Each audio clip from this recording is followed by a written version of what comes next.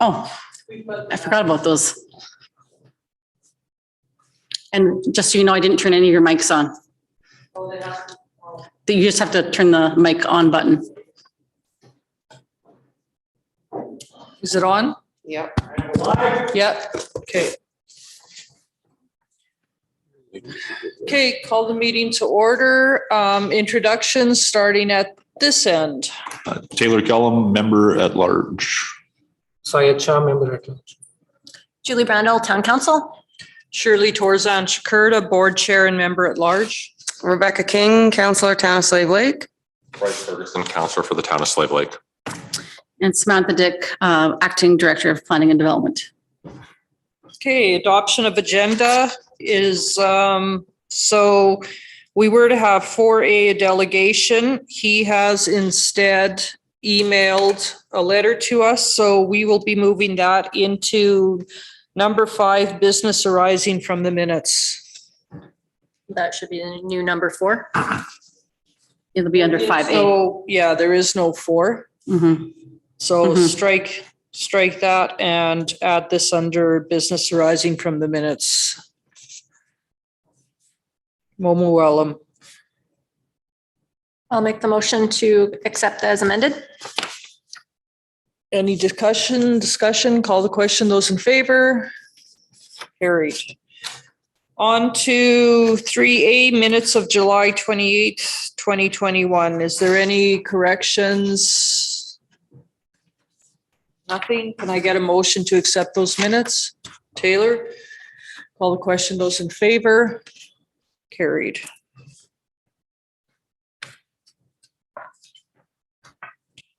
On to item 5, Momo Wellum and his email to MPC. Second here, can I declare a conflict? I'll be Yes, stepping out of the room. absolutely. Sorry. Yeah.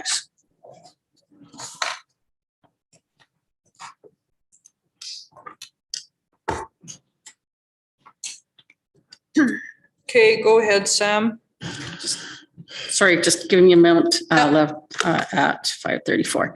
Okay, so Mo came back to me after reviewing the conditions of the subdivision approval and had a couple of concerns.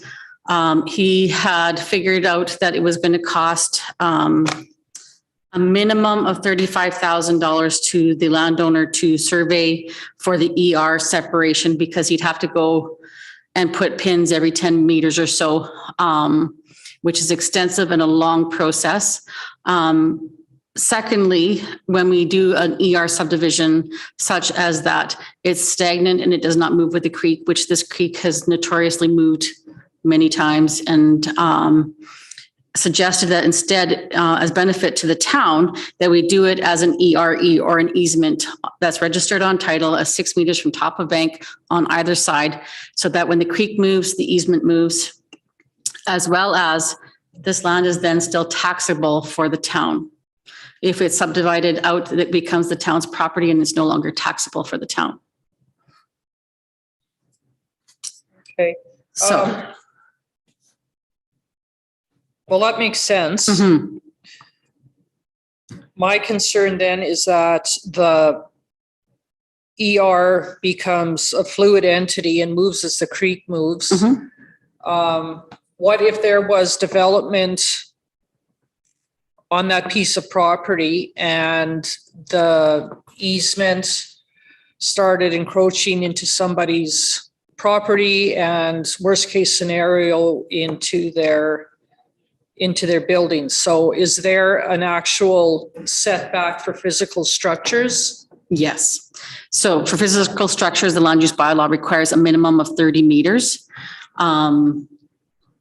Quite frankly, the way the plans are worded out there, there is a whole low-lying area that would require either raising or no development within those areas on that piece that's being subdivided out. Okay. So I would have to look at that prior to even approving any development on that site. And of course, with the use that they've described, that they're just putting animals on this property, hopefully is what their hope is, that this should not be a conflict for some time. But even so, we have those plans and those things to draw on to give us guidance so that this doesn't happen. So their application for their use is actually coming to MPC at a later date.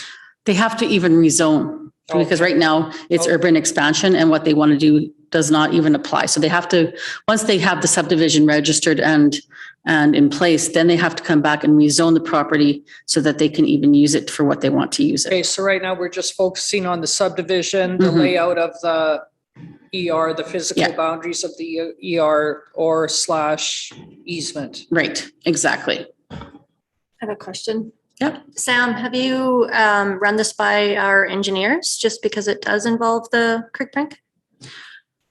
The subdivision itself was run by our engineers. They didn't have any issues, but the But easement this- itself, no, This I have amendment not. is No, what I'm talking about. no. So right now we are just to accept this as information.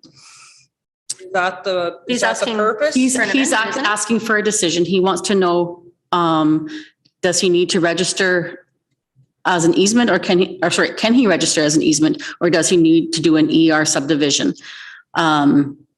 If you would like, we can defer it and I can bring a report back with then guidance from our engineers, or we can make a decision tonight. It's up to you. Because I'm just looking at the layout of the creek right now on the map that I have in front of me, and there is, I wish I had his, oh, maybe I do. No, I don't. So I can tell you that from the map that you have in front of you, there's movement from that creek already. So this I can isn't bring even- back pictures showing, we have aerial photos from 2015, I believe it is. No, maybe it's 2012, as well as from 2019. And in those 7 years, the amount of the creek has moved is significant. Oh, okay. Yeah, as much as I don't like wasting money on, well, not wasting money, but spending money on engineering. Mhm. I don't know. I feel like I'm out of my depth and I don't think that I can answer this or give a decision on this Okay. without a. So I have a question. Do we have a bylaw for ER? An bylaw? Environmental reserve bylaw? We don't have an environmental reserve bylaw. However, we do have an environmental district within our land use bylaw, which is why I brought it today. So the requirement is enforced through an act, like it's there in the municipal act. Yeah. The requirement of ER. Yeah, So what does that municipal act say? Are there any concessions? Or is there any room for having an ER registered instead of a physical? So the rezoning? MGA allows for either one. We can go in either direction. It's up to the municipality as to how we decide to do it. And the MGA is very broad in that manner, and that's why they leave it up to the municipalities to figure out what they want to do with it. And in some cases, it makes sense to take that and use it for passive recreation space, similar to the dog park, which is an ER space. Walking trails. The walking trails, exactly. And so with the changes of the creek, the erosion of banks in certain areas, our walking trails have had to change similar to how this ER will change. So we can either set this as a fluid ER or as an easement. Mhm. So I understand Mhm. that we have to do something other than creating an actual, an immovable piece of property Mhm. for us. Now, I don't know enough and understand enough to make a decision either today. So I would like to make the motion that we accept this as information Mhm. and then ask our engineering department to come back with a report and some, Okay. And is there any plan that the department will work on drafting a bylaw on this? Pardon me? Is it like, does the department plan to draft a bylaw on environmental reserve and ask for buy-in from the people of the town? No, the environmental reserve is already within our land use bylaw. It would make no sense to do a separate bylaw for that. when it's already dealt with within the land use bylaw. Yeah, and I think there is some legalities too. So it's not only the Mhm. engineering, there's the legalities of which would be more appropriate. Yeah. A fluid ER, a static ER, or a fluid easement. Right? Yeah, like this landowner says he's not gonna build on it, so it Hmm. might not even be an issue for many years. Yeah. But if it ever gets further subdivided or built on, sold, whatever, you know, we need to protect Absolutely. Yeah. for the future. And like, how are we going to ensure that there are no encroachments if we go with the easement option? So with the ER registered on title, it would, with the movement of the creek would move, but the property lines would not. But the easement within that property line would move if we did it as an easement. If we did it as a subdivision, it would be static, and even if the creek moved, it could be then 6 meters here, space of where the creek had been, 6 meters here, and then the creek over here. Yeah, so then if we do it as a fluid easement, where actually is the property boundary along the creek? Like right now you're talking about, we did talk top of bank. Mhm. Okay, so we could set that as the property boundary. But then if the creek moves, then. So does we the would, we property wouldn't set that bound- as property boundary. The But- property boundary would be set as part of the subdivision. The easement would be as 6 meters from top of bank of the creek. So even if the creek moves, the 6 meters from top of bank always moves fluidly with the creek. It doesn't change. That 6 meters never changes. But for the subdivision, what do we set as the boundary along the creek now? It needs to be surveyed. Absolutely. And We can't just say that the property goes up to the creek. And then No, we throw that's in right. an easement that's fluid and moves up and down and says, yeah, you can't develop in this easement. Mhm. We need to have an actual property boundary along the creek, Regardless of, regardless of what type of an easement we have. Well, no, you don't. Because that property is already divided by the creek. The property line has nothing to do with the creek. The property line is static. So does he own up to the water? Does he own up to the bank? Like what's? It's whatever the subdivision is. So on that subdivision that came forward, Yeah, there was a line on the subdivision as to where that would end. So that it would be the subdivision line. That's it. No more, no less. The creek is a side issue from that property line. yeah, it's hard when we get bits and pieces of the Yeah. information, Mhm. right? So Absolutely. I don't remember all the details from the last. That's why I Well, fully understand that, and we should bring a report back. He had wanted to come and speak to you guys, and so I was giving him that option to speak. And then, of course, we had issues with quorum. So this is why this came forward like this. I'm fully prepared and willing to do a report to bring back to the September, what is the date that I gave you guys? September 13th meeting, 6th, maybe? 13th. The 6th is a holiday, so I can't bring it back then. What's it currently zoned as? UE, or urban expansion, which doesn't allow for a whole lot of uses. yeah. But we had heard that it was coming back as a rezone. Is it this one? This will Eventually? be the one that would be coming back, as there's the property adjacent as well that would be coming back for Okay. rezoning. Okay, so I had made the motion to accept it as information and to ask administration to come back with a report regarding the different types of easements or ERs being fluid or static. Is everybody comfortable with that? Absolutely. Any more discussion? Can I get a motion on the table, call the question, those in favor? Carried. Okay.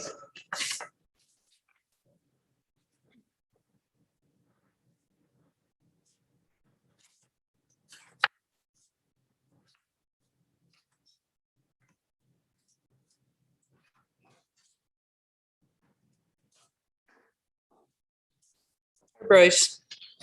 6A, Castle Brockwell and Blackwell LLP, page 5. Okay, so the purpose of this report is for the MPC to consider an application for a variance to the side and rear yard setbacks of a commercial building. This is the 7-Eleven building. And I believe it is changing hands. It'll still be a 7-Eleven, but the property is being sold. And so they wanted compliance. And so in looking at it, I have no permits on file. I have no idea what was previously approved for the site. So I have to look at it in regards to today's land use bylaw. As well, the landowner could not produce the permit to prove that it had been built according to the land use of the bylaw of the day. And so I couldn't say that it was non-conforming or that any variances had previously been provided. And so as such, according to the legal advice given by Brownlee, the development officer must issue a certificate respecting compliance if there's any uncertainty. So then according to section 88.7 of the land use bylaw 2007, the side yard setback for a commercial building must be 3 meters. And as per the real property report done, the west side yard were measured at 0.15 and 0.17 meters respectively. And as such, a 95% variance is required. And according to section 88.8, the rear yard setback for a commercial building must be 3 meters as well. And the real property report measured it at 0.13 and 0.12. Again, a 96% variance is required. Now, this is coming because it is part of the process. The planning department feels this is greater than the NPC has the power to grant, but it has to come through the process. I'm surprised that it's adjacent to 2 C1 properties and it's actually zone C2. So Yes. I know, like with the fire and everything, all the records got destroyed. So I'm thinking that somewhere along the way, it had a different zoning. Like what's a Z1, what would be a 0 lot line for commercial? What zoning is that? So that for 0 lot line is to the front of the property, and that's the C1. C2. Because like this is a huge difference in setback Absolutely. from the current zoning to what we actually physically have. Right? So somewhere along the way, there had to have been some type of zoning that allowed for this building to be placed in this corner. Yeah, and that's why I said, but because I don't have those records, Yeah. the legal opinion we got regarding non-conforming and non-complying, Brownlee said, if you are not 100% certain that it's non-conforming, do not give it non-conforming. Right. And I don't know. I don't know what was of the day. Like I said, they could have had variances because there was nothing going to be built directly right behind them. Yeah. When was the building built? 1993, I believe, is what the, It was being built when I moved here in 93. yeah, because I was like, it was pretty new when I moved here in 94. Yeah. This is very interesting. Mhm. Oh, it was very interesting looking into the history of it, the history of the subdivision and how it was all done. And it was just like, okay, but I have nothing about the building. The subdivisions, there's lots of information on, but. And there's no historical legal information with any legal entities either. I'm quite certain that they looked because I suggested to them that would make things really easy to deal with then. But they have said that there's nothing in their records that they can find. So that being said, where does it go once we make our motion? So SDAB? it would go to the SDAB. Okay. Yeah. And I will be recommending that they approve it. It is what it is. Yeah. Yeah, Yeah. it's, Out of our authority though, so. hey Bryce. Are they aware that it's outside of the authority of the MPC Yes. to grant? So I walked them through the whole Okay. process and how this, I don't want ever for developers or people who are coming in to be surprised by either a rejection or that it being over to, so I try to give them all of the information and walk them step by step. First of all, what the fees are, where it has to go, who's the approving bodies, all of that information so that there's never a surprise. I want to be as transparent as possible with them. perfect. Thank you. Okay.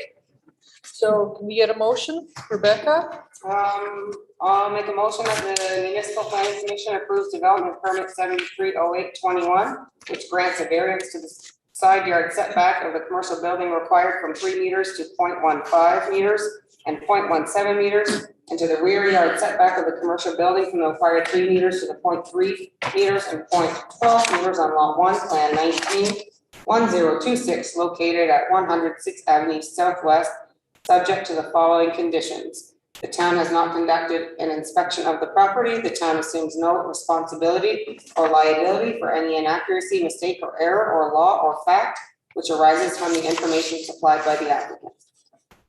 Okay, is everybody clear on that? Call the question, those in favor?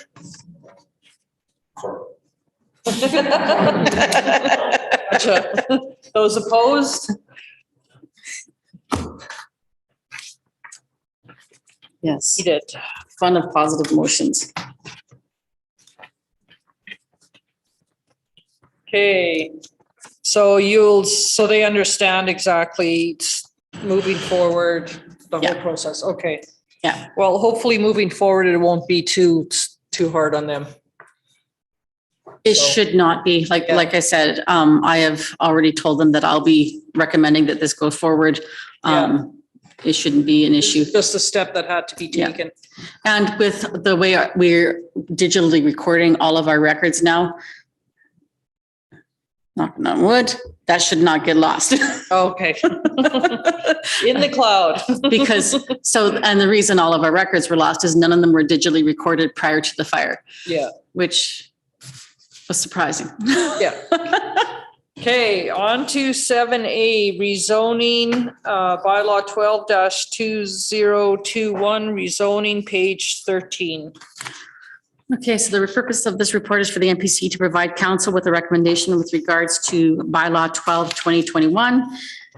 This is for 901 4th Street Northwest, or Lot 3, Block 3, Plan 6889 NY, which is the old fire hall, which was rezoned here a few years back to M1 for the hope of having it either leased or sold, and now needs to go back to institutional for the sale of this property.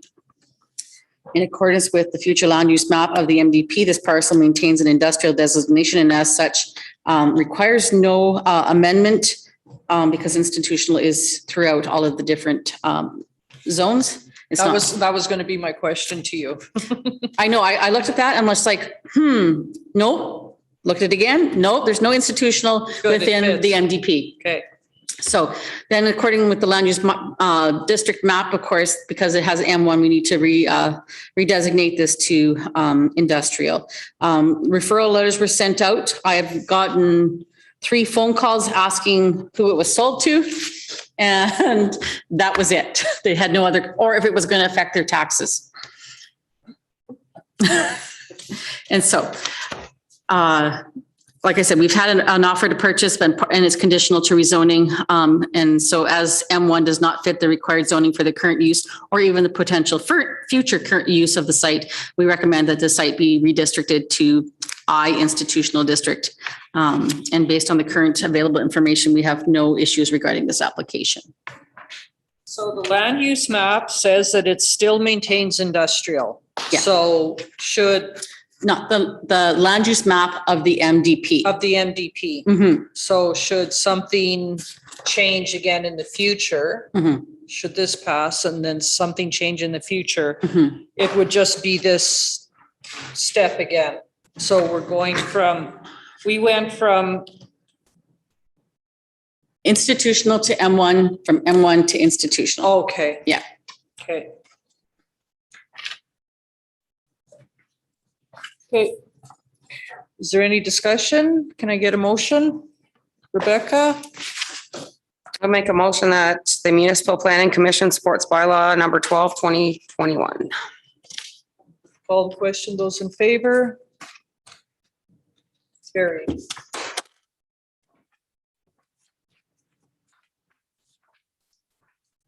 And 7B, page 19, redistricting, amend downtown and Main Street area plans, C2 to UB, page 19. So the purpose of this report is for the MPC to provide council with a recommendation with regards to bylaw 13, 2021. The site is the Northern Star Hotel site, which is 801 Main Street, Lot 3, Block 1, Plan 892-1201. And the proposal is to amend the land use district map of the downtown and Main Street area plan from C2 secondary commercial to urban village district. And existing is a hotel and restaurant license, which are on site currently. The site for the MDP is in a regional commercial, and so an amendment is not required for that. For the land use bylaw, an amendment is for the next thing on the agenda. So referral letters were sent out to the adjacent landowners. And no response was received at all from any of the adjacent landowners. That said, I have had a letter sent to me today from the Regional Housing Board, which will go forward to council next week. And it was opposing this project or this zoning. They are opposing the bylaw, the zoning change, yes. My concern is that it's not about the zoning change, it's about the use. And when a zoning change comes forward, the development use needs to be separated from that. We can't say no to a zoning because, oh, a child might be playing in the street. We need to say, does this zoning fit for this area? So that said, I reviewed the stat plans and determined the proposed land use district for the portion of the lot is appropriate to fit in with the surrounding uses. They've applied to change the zoning because they want to use a portion of their site for residential, specifically to renovate rooms to apartments for low-income housing. This is a unique and creative approach to finding more sources of income as well as providing much-needed housing in the area. In changing the zoning to urban village, it allows for the combining of commercial and residential on the same site without some of the same limitations of the C1 district. And so based on the current available planning information, we have no issues with regards to this application. Discussion. I think it's quite innovative. I know in the States where they had abandoned shopping malls because everybody was leaving the small communities, the shopping malls were sitting vacant. Now with COVID, everybody's now wanting to leave the large cities and move back to the smaller areas. And they've actually revived the shopping malls and turned them into condos, apartment buildings. So if we have here in our town, a hotel who isn't able to always be at full capacity, then this makes good use of part of their building. And it is a much needed use, like small apartments. So I think it's quite interesting. Like I'm just like, kudos to somebody for thinking of this. So Sam, the urban village was a new zoning to the town when the downtown plan came in. Absolutely. Can you refresh my memory on where the other locations that they proposed were? Across the street. So basically from the railroad to 6th Avenue. Railroad tracks to 6th Avenue. Yeah, all in the southeast. On the east side of Main Street. Okay. So is that currently zoned urban village? No, it was part of the future planning for that area. Okay. But urban village then also encompasses hotels? No, that is another item that was missed when I was reviewing this. And so there will be a bylaw coming forward to add hotels to urban village. Oh, okay. Oh, So if we rezone this as urban village, then how does the hotel sit in this? Is it non-conforming then until the bylaw is passed? Yeah. oh, well, we never want to do that. In theory, I don't mind the urban village zoning. I just don't think that is a great location for it, though. Like by 6th Avenue, like by my office, that area, right? Like this hotel Across, it would be the north part of that 6th Avenue, all the way to the railroad is what was planned for urban village, yes. Oh, okay, that boulevard thing. In front of Ford. Boulevard in front of Ford? Is that where you mean? No. I'll come and show you on the map because it's easier with the visual.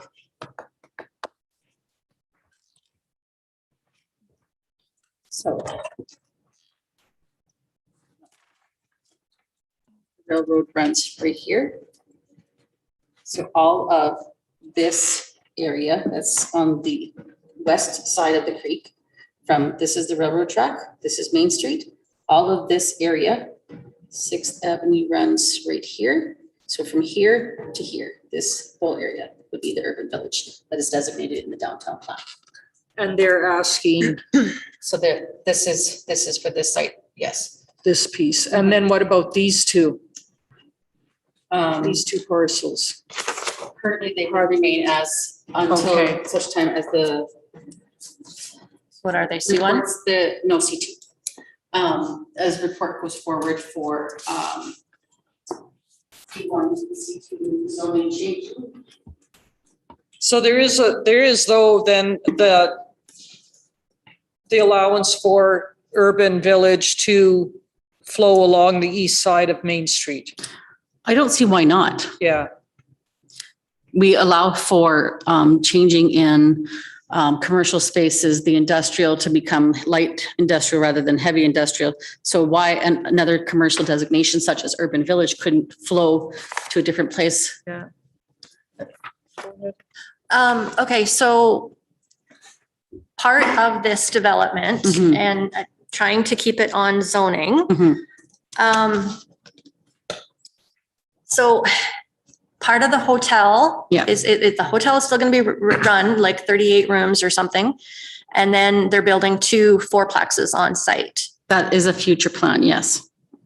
Okay, well, they're supposed to start in September, so the future is pretty much here. For the fourplex, That's what we hear, yeah. that's not what they have communicated to me. Okay. So my question is about safety. Mhm. You know, especially on that location, there's already big trucks. You know, that the hotel has a lot of oil field and logging truck workers, so they have the big trucks Mhm. because right now they have a lot of parking. Mhm. How do we distinguish that and keep it safe for children parking or playing that are going to be living in the suites that the hotel will be turned into? So they would have to designate an amenity area in the rear of the hotel. And they have quite a large property. So there's a lot of space in the rear that can be used for amenity space. They would also have to designate some of their parking spots specifically for residential parking. And they would have to be signed. Yeah, so the residential parking then would be actually physically separated from the Yeah. hotel parking, whether it's with bollards or Yeah. it's concrete forms. There Absolutely. would definitely need to be some type of separation. It would be part of the whole development permit, Yeah. permitting process is that they would have to provide me a parking plan, amenity space area, how they're going to separate the 2 uses. That's all part of that safety factor in addressing those issues. I guess having a separate access to Main Street would also be logical then. They have 2 entrances to Main Street, so that would be absolutely a way to deal with it.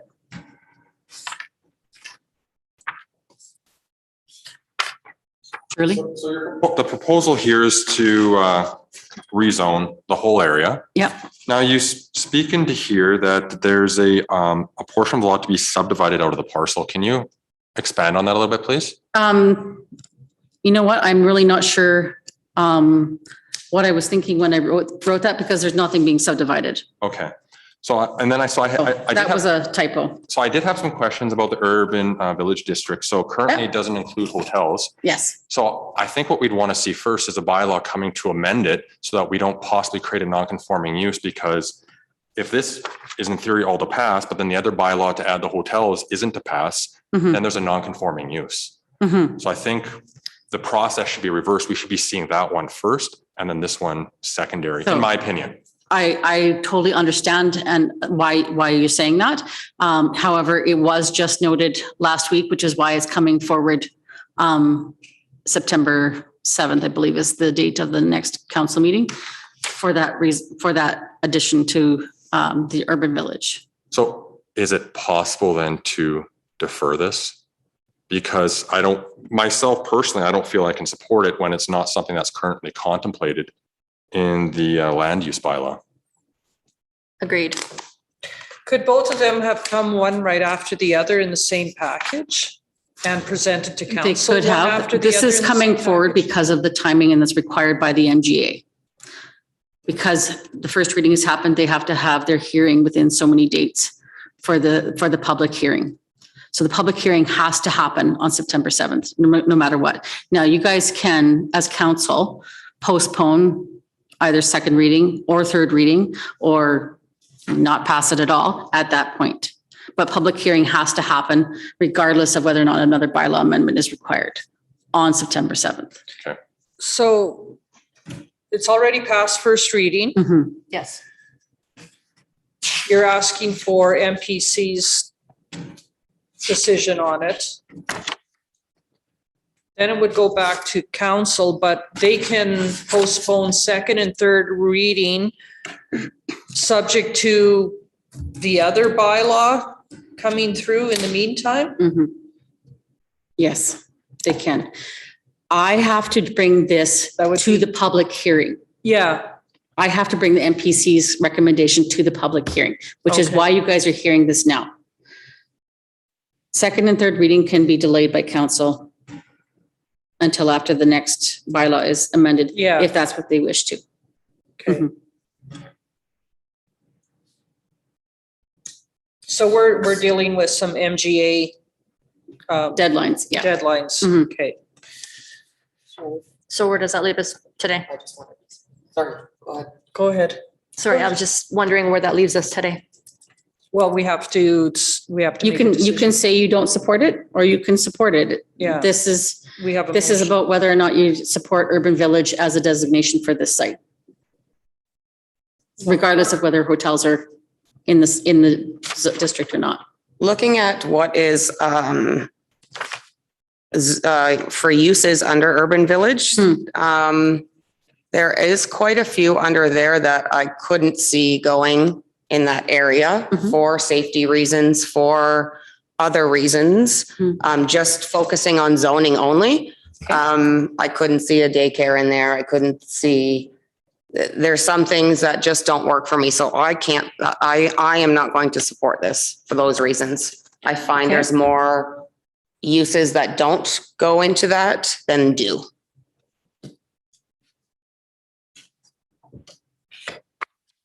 And personally, for myself, I need to see what would happen with the other proposed bylaw that's coming forward in the amendment to add that as a use, hotels as a use before.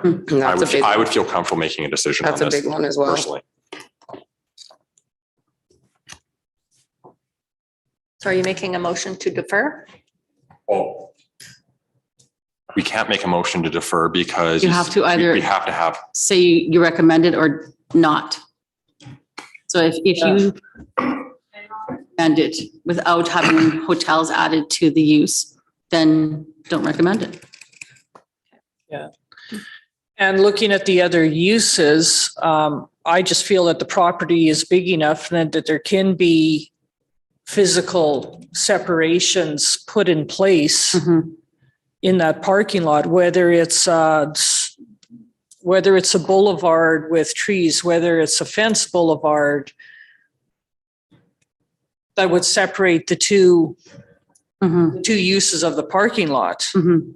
I can see that being a possibility, and I don't think it would be too difficult to do that.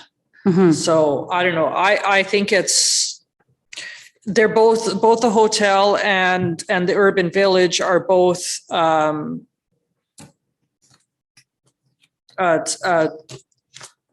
almost like a residential atmosphere.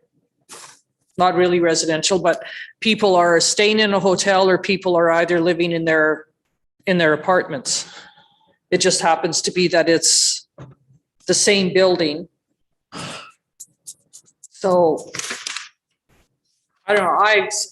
I support it. I think it's a neat idea. I think it's something that Slave Lake needs. That we need the flexibility to be able to do this with buildings that are being underutilized. So I would also like to address, because I understand that the concern for daycares.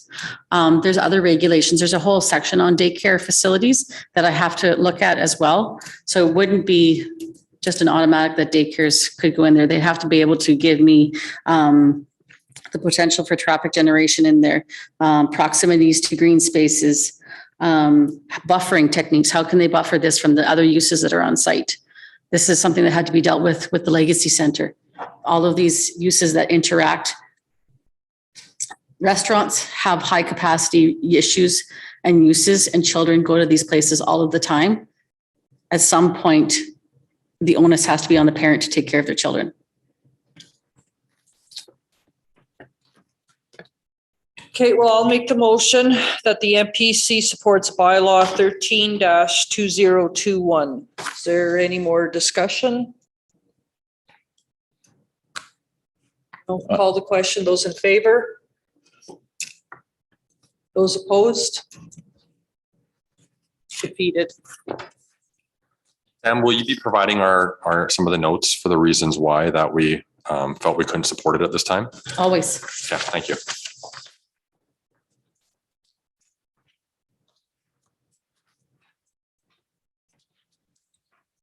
And 7B, 7C rezoning amend LUB.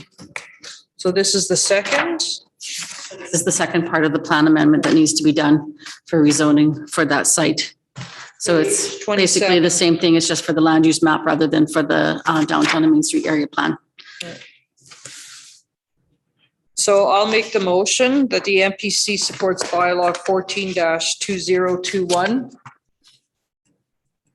Any discussion on this? No, those in favor, I still support it. Those opposed? Defeated.